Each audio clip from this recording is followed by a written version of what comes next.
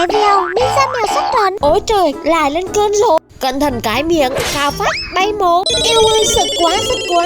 Chưa gì đã sợ. Sao tí mà cùng tin, đúng ngu. Đứng lại cho tao. Về nằm mơ đi nhé. Bye bye. Đi đâu, giúp tao. Wow, bất ngờ chưa? Giờ thì hết chạy nhé.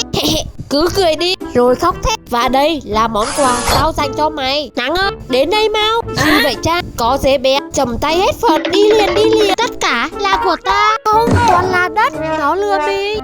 Đáng đời.